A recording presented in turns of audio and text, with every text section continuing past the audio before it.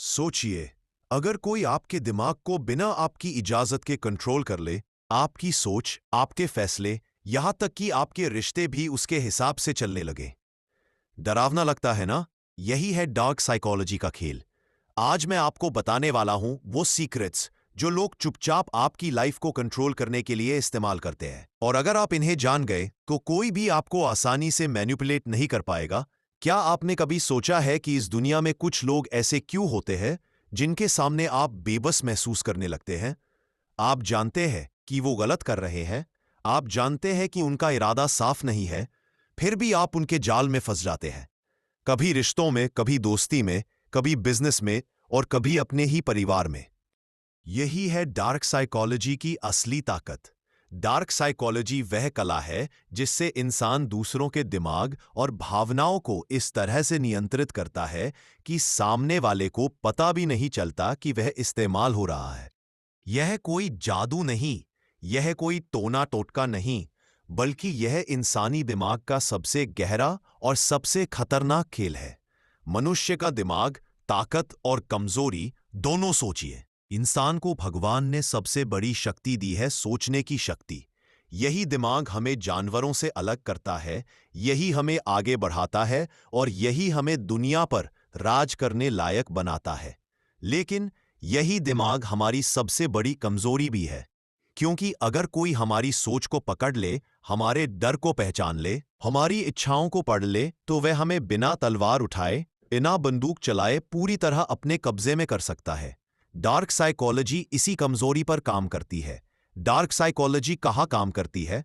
आपको लगता होगा कि यह सब फिल्मों या अपराधियों की दुनिया में होता है, लेकिन सच्चाई कहीं ज्यादा गहरी और खतरनाक है।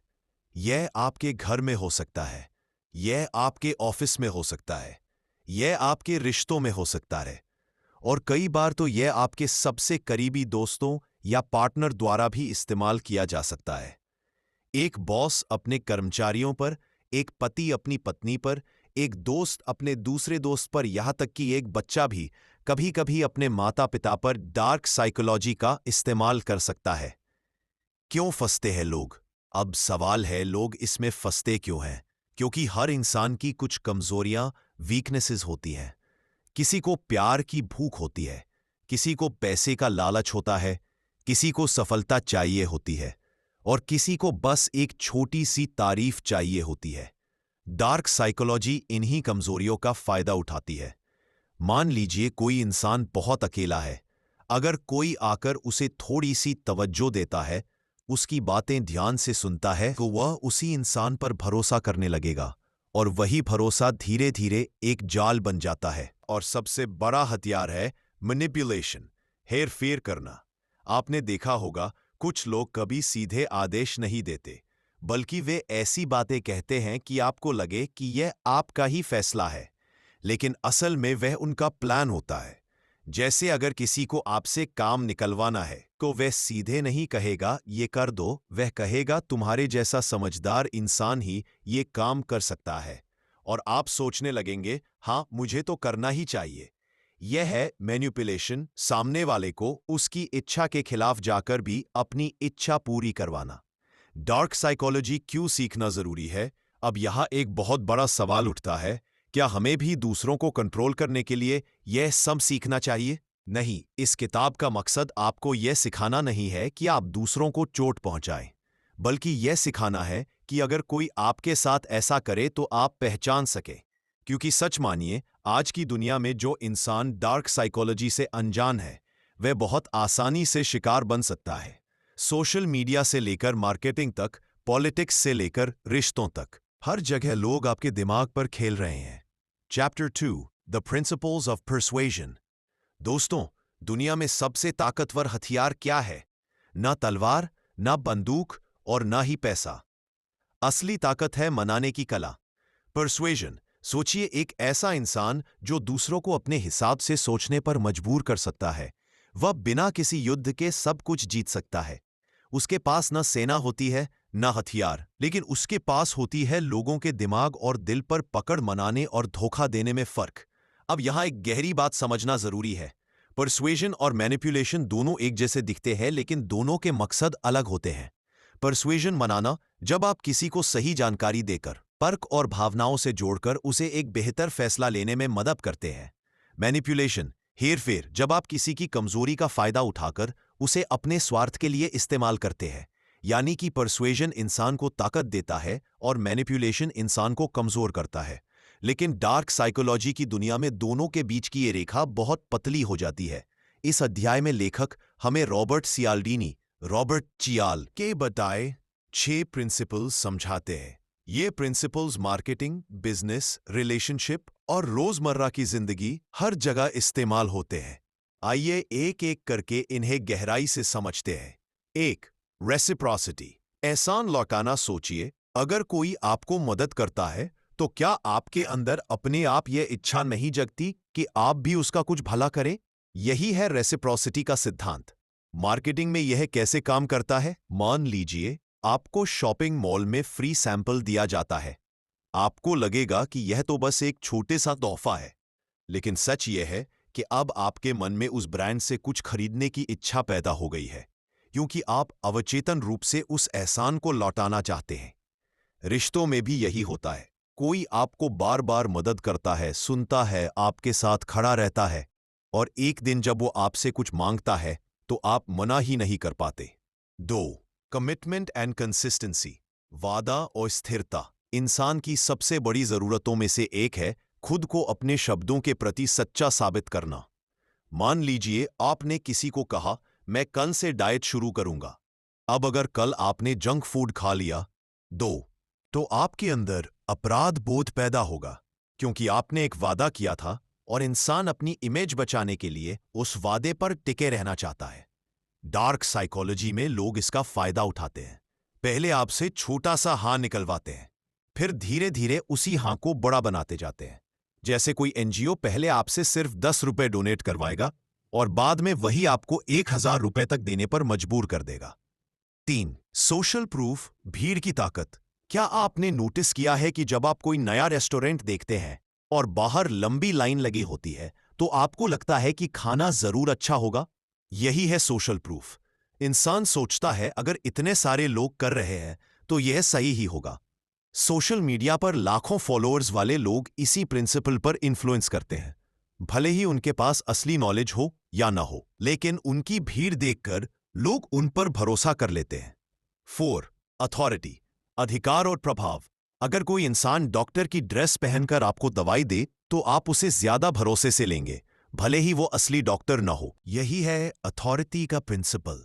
इंसान अथॉरिटी को मानता है क्योंकि उसे लगता है कि जो ऊंचे पद पर है वह सही ही होगा। यही कारण है कि कंपनियां अपने प्रोडक्ट्स के लिए सेलिब्रिटीज या एक्सपर्ट्स का इस्तेमाल करती हैं। 5. लाइकिंग, पसंद और आकर्षण। क्या आपने देखा है कि हम उन्हीं लोगों की बात ज्यादा मानते हैं जिन्हें हम पसंद करते हैं? यह लाइकिंग कई कारणों से हो सकती है। सुंदरता, ब्यूटी, सिमिलैरिटी, तारीफ करना, या बस अच्छा व्यवहार करना। यही कारण है कि सेल्स लोग हमेशा मुस्कुराते रहते हैं और आपकी तारीफ करते रहते हैं ताकि आप उनके प्रति पॉजिटिव महसूस करें और उनकी बात मान लें। 6. स्कैरसिटी, कमी का डर। यह ऑफर सिर्फ आज तक सीमित स्टॉक, पहले आओ पहले पाओ, यह सब स्कैरसिटी प्रिंसिपल पर काम करता है। जब हमें लगता है कि कोई चीज कम है तो हमारी इच्छा और भी बढ़ जाती है। इंसान को सबसे ज्यादा डर इस बात का होता है कि कहीं वह मौका हाथ से न निकल जाए। अब सोचिए, अगर कोई इंसान इन सभी 6 प्रिंसिपल्स को अच्छे से समझ ले तो वह आपकी सोच, आपके फैसले और यहां तक कि आपकी जिंदगी को भी अपने हिसाब से मोड़ सकता है। लेकिन याद रखिए, इन प्रिंसिपल्स को सही तरीके से इस्तेमाल किया जाए तो ये लीडरशिप और पॉजिटिविटी का जरिया बनते हैं। लेकिन अगर इनका इस्तेमाल गलत इरादों से किया जाए तो ये मैनिपुलेशन और एक्सप्लॉयटेशन का सबसे खतरनाक हथियार बन जाते हैं। Chapter 3, understanding manipulation.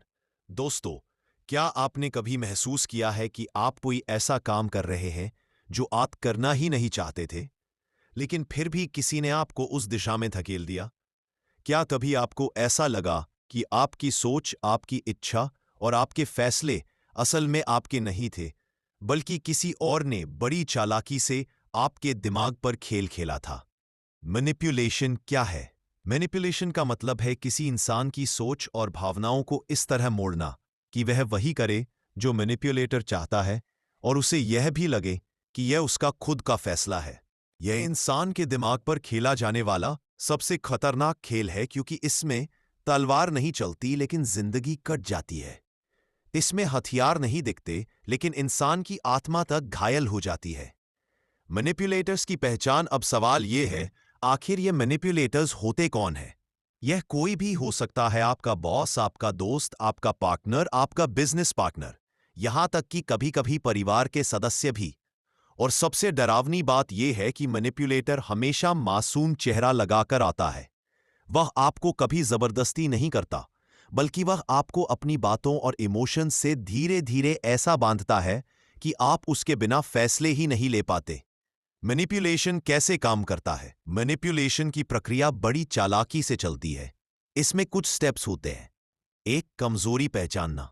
सबसे पहले मैनिपुलेटर आपको ऑब्जर्व करता है। वो जान लेता है कि आपकी सबसे बड़ी कमजोरी क्या है। क्या आप प्यार चाहते हैं? क्या आपको पैसों का लालच है? क्या आपको अकेलेपन का डर है? जी, ट्रस्ट बनाना। फिर वह आपके साथ ऐसा कनेक्शन बनाता है कि आपको लगे यह इंसान मेरा सच्चा साथी है। आप अपना दिल खोल देते हैं। 3, छोटी मांग से शुरुआत। शुरुआत में वह आपसे बहुत छोटे छोटे काम करवाता है, ऐसे काम जिन्हें आप मना नहीं कर सकते। 4, धीरे धीरे जाल कसना। जैसे ही आप उन छोटे कामों के आदी हो जाते हैं, वह मांग बढ़ाने लगता है। अब आप बिना सोचे समझे उसके लिए बड़े बड़े काम भी करने लगते हैं। मैनिपुलेशन की टेक्निक्स। अब आइए कुछ कॉमन मैनिपुलेशन टेक्निक्स को गहराई से समझते हैं। 1, गैसलाइटिंग, सच पर शक करवाना। गैसलाइटिंग वह प्रक्रिया है जिसमें मैनिपुलेटर आपको आपकी ही सोच और याददाश्त पर शक करवाता है। वह कहेगा ऐसा तो कभी हुआ ही नहीं, या तुम्हें गलतफहमी हुई है। धीरे धीरे आप अपने ही दिमाग को झूठा मानने लगते हैं। 2, गिल्ट ट्रिपिंग, गुनाह का एहसास दिलाना। मैनिपुलेटर आपको बार बार यह एहसास दिलाता है कि अगर आप उसकी बात नहीं मानेंगे तो आप गलत इंसान हैं। जैसे, अगर तुम सच में मुझे प्यार करते हो तो यह काम करके दिखाओ। 3, साइलेंट ट्रीटमेंट, चुप्पी का हथियार। 4, ओवरवेलमिंग इंफॉर्मेशन, भ्रमित करना। कभी कभी लोग आपको इतनी सारी बातें बताते हैं, इतने सारे आंकड़े दिखाते हैं कि आपका दिमाग उलझाता है और अंत में आप वही मान लेते हैं जो वह चाहते हैं। 5, प्लेइंग द विक्टिम, पीड़ित बनने का खेल। मैनिपुलेटर खुद को हमेशा बेबस और मासूम दिखाता है। आपको लगता है कि अगर आपने उसकी मदद नहीं की तो आप निर्दयी हैं और आप मजबूर होकर उसकी हर बात मान लेते हैं। मैनिपुलेशन क्यों खतरनाक है? मैनिपुलेशन का सबसे बड़ा खतरा यह है कि यह धीरे धीरे आपकी सेल्फ एस्टीम, आत्मसम्मान को तोड़ देता है। आपको लगने लगता है कि आप सोचने और फैसले लेने के लायक ही नहीं हैं। आपका आत्मविश्वास खत्म हो जाता है और आप पूरी तरह से मैनिपुलेटर पर निर्भर हो जाते हैं। यही कारण है कि यह डार्क साइकोलॉजी का सबसे घातक हथियार माना जाता है। आप कैसे बच सकते हैं? अब सबसे बड़ा सवाल है, इस जाल से कैसे बचें? अवेयरनेस। सबसे पहले समझें कि मैनिपुलेशन होता क्या है। जब आप उसकी तकनीकें पहचानेंगे तभी आप बच पाएंगे। 2, बाउंड्रीज, रिश्तों में और काम में अपनी सीमाएं तय करें। हर बार हाँ कहना आपकी मजबूरी नहीं है। 3, सेल्फ एस्टीम, अपनी वैल्यू को पहचानें। अगर आप खुद को महत्व देंगे तो कोई और आपको बार बार गिल्ट में डालकर कंट्रोल नहीं कर पाएगा। 4, क्वेश्चन एवरीथिंग। अगर आपको लगे कि कोई आपके फैसलों को मोड़ रहा है तो सवाल करें, क्या यह सचमुच मेरी इच्छा है या किसी और का प्रभाव? Chapter 4, emotional influence. दोस्तों, जरा सोचिए, आपकी जिंदगी के कितने फैसले ऐसे हैं जो आपने सिर्फ दिमाग से नहीं बल्कि दिल से लिए हैं? कितनी बार आपने सोचा था कि आप सिर्फ लॉजिक पर भरोसा करेंगे, लेकिन आखिर में आपका दिल ही हावी हो गया। इंसान अपने आप को रैशनल, तार्किक मानता है। हम सोचते हैं कि हम फैसले दिमाग से लेते हैं, लेकिन सच ये है कि 90% से ज्यादा फैसले हमारे इमोशंस, भावनाओं से प्रभावित होते हैं। आप महंगा फोन खरीदते हैं क्योंकि वह आपको स्टेटस का एहसास देता है। आप किसी इंसान पर भरोसा करते हैं क्योंकि उसने आपको सुरक्षा और अपनापन का एहसास दिलाया। आप किसी चीज से नफरत करते हैं क्योंकि उसने आपको गुस्सा या धोखा महसूस कराया। यानी कि भावनाएं हमारी जिंदगी के स्टीयरिंग व्हील को पकड़कर हमें वही ले जाती हैं जहां वे चाहती हैं। अब सवाल यह है, अगर भावनाएं इतनी ताकतवर हैं तो क्या इन्हें कंट्रोल किया जा सकता है? हाँ, और यही डार्क साइकोलॉजी का सबसे बड़ा हथियार है। मैनिपुलेटर्स और इन्फ्लुएंसर्स हमारी भावनाओं को भड़काकर, दबाकर या बदलकर हमें ऐसे फैसले लेने पर मजबूर कर देते हैं जिनकी हमें जरूरत भी नहीं होती। हर इंसान के भीतर कुछ बटन होते हैं। जब कोई उन बटनों को दबाता है तो हमारे अंदर गहरी प्रतिक्रिया होती है। आइए कुछ कॉमन इमोशनल ट्रिगर्स को समझते हैं। 1. फियर। डर इंसान को सबसे जल्दी कंट्रोल करता है। डर की नौकरी छिन जाएगी, डर की रिश्ता टूट जाएगा, डर की मौका हाथ से निकल जाएगा। इसी डर के कारण इंसान बिना सोचे समझे फैसले ले लेता है। 2. लव। प्यार और अपनापन। अगर कोई आपको प्यार का एहसास दिलाता है तो आप उसके लिए बहुत कुछ कर सकते हैं। मैनिपुलेटर्स अक्सर केयर और अफेक्शन दिखाकर आपको अपने कंट्रोल में कर लेते हैं। 3. गिल्ट। गुनाह का एहसास। अगर तुमने मेरी बात नहीं मानी तो मैं टूट जाऊंगा। इस तरह की बातें आपको गिल्टी फील कराकर आपके फैसले बदल देती हैं। 4. एंगर। गुस्सा। जब इंसान गुस्से में होता है तो वह सबसे गलत फैसले लेता है। मैनिपुलेटर्स जानते हैं कि कब आपको भड़काना है ताकि आप वही करें जो वह चाहते हैं। 5. ग्रीड। जो इंसान जल्दी अमीर बनने या एक बड़ा मौका न गंवाने के लालच में कई बार फंस जाता है। आप हैरान रह जाएंगे कि यह हर जगह इस्तेमाल होता है। मार्केटिंग में आज खरीदो वरना कल पछताओगे। पॉलिटिक्स में डर, गुस्सा और उम्मीद का खेल खेलकर वोट लेना। रिश्तों में प्यार, गिल्ट और साइलेंस से कंट्रोल करना। सोशल मीडिया पर लाइक्स, शेयर्स और कमेंट्स के जरिए वैलिडेशन की लत लगाना। यानी जहां भी इंसान है वहां उसकी भावनाओं का इस्तेमाल किया जा रहा है। इसमें मैनिपुलेटर आपको 4 स्टेप्स में कंट्रोल करता है। 1. डिमांड मांग करना। अगर तुम सच में मुझसे प्यार करते हो तो ये करो। 2. रेजिस्टेंस। आपका मना करना, आप हिम्मत करके मना करते हैं। 3. प्रेशर। दबाव डालना। वह गिल्ट, गुस्सा या डर का सहारा लेकर दबाव डालता है। 4. कंप्लायंस। आपका झुकना, आखिरकार आप हार मान लेते हैं। और धीरे धीरे यह साइकिल आपकी आदत बन जाती है। अब सबसे जरूरी सवाल, इस जाल से बचने का तरीका क्या है? 1. अपने इमोशनल ट्रिगर्स पहचानें। सोचिए, कौन सी बातें आपको सबसे ज्यादा ट्रिगर करती है? डर, गिल्ट, प्यार या लालच? 2. Pause and reflect. ठहरे और सोचें। जब भी कोई आपको भावनात्मक रूप से दबाव में लाए तुरंत फैसला ना लें। रुकें, सांस लें और तर्क से सोचें। 3. बाउंड्रीज। सीमाएं तय करें। हर किसी की बात मानना जरूरी नहीं। अपनी सीमाएं तय करें और उन्हें स्पष्ट करें। 4. सीख लॉजिक। तर्क खोजें। हर भावना के पीछे तर्क देखें। क्या यह सच में आपका फैसला है या किसी और का खेल? भावनाएं हमारी सबसे बड़ी ताकत भी हैं और सबसे बड़ी कमजोरी भी। अगर हम अपनी भावनाओं को पहचानना और संभालना सीख जाएं तो कोई हमें कंट्रोल नहीं कर सकता। लेकिन अगर हमने भावनाओं को हम पर हावी होने दिया तो हमारी जिंदगी हमारे हाथ से निकलकर किसी और के हाथ का खेल बन जाएगी। Chapter 5, the psychology of persuasion. क्या आपने कभी सोचा है कि क्यों कभी कभी हम ना कहना चाहते हुए भी हाँ कह देते हैं? क्यों हम जानते हुए भी कि किसी चीज की जरूरत नहीं है फिर भी उसे खरीद लेते हैं? और क्यों कुछ लोग सिर्फ अपनी बातों से हमें ऐसे डिसीजंस लेने पर मजबूर कर देते हैं जो हम शायद अकेले कभी ना लेते? दोस्तों, यही है परसुएजन की ताकत।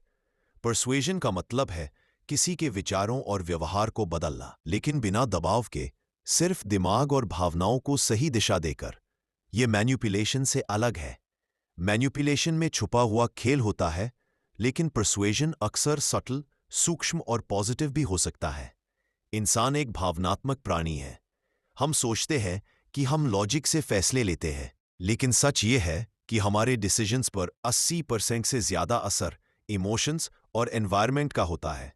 यही कारण है कि परसुएजन टेक्निक्स इतनी प्रभावी साबित होती हैं। सियाल्डीनी 6 प्रिंसिपल्स ऑफ परसुएजन। 1. रेसिप्रोसिटी, देने का नियम। जब कोई हमें कुछ देता है, चाहे छोटा सा कॉम्प्लीमेंट हो या फ्री गिफ्ट, तो हमारे अंदर नेचुरली ये अर्ज पैदा होती है कि हम भी बदले में कुछ दें। एग्जाम्पल, किसी रेस्टोरेंट में वेटर बिल लाते समय साथ में छोटी सी मिठाई रख देता है। ज्यादातर लोग टिप बढ़ा देते हैं। लेसन, अगर आप लोगों को वैल्यू देंगे, वो आपके इन्फ्लुएंस में आकर आपको रिटर्न देंगे। 2. कमिटमेंट एंड कंसिस्टेंसी, लगातार बने रहने का नियम। इंसान चाहता है कि उसका व्यवहार उसकी पहचान से मेल खाए। अगर किसी ने पहले छोटी सी कमिटमेंट ले ली, तो बाद में बड़ी कमिटमेंट लेना आसान हो जाता है। एग्जाम्पल, किसी सर्वे में लोगों से पूछा गया कि आप साफ सुथरे समाज को पसंद करते हैं। लगभग सभी ने हाँ कहा। कुछ दिन बाद उनसे अपने घर के बाहर कीप सिटी क्लीन का बड़ा बोर्ड लगाने को कहा गया और उन्होंने तुरंत मान लिया, क्योंकि वो पहले कमिटमेंट कर चुके थे। अगर पर्सुएजन का इस्तेमाल किसी को मोटिवेट करने, सही डिसीजन लेने में गाइड करने या पॉजिटिव बदलाव लाने के लिए किया जाए, तो यह बहुत पावरफुल टूल है। लेकिन अगर इसका इस्तेमाल सेल्फिश मोटिव्स, धोखाधड़ी या एक्सप्लॉयटेशन के लिए किया जाए, तो यही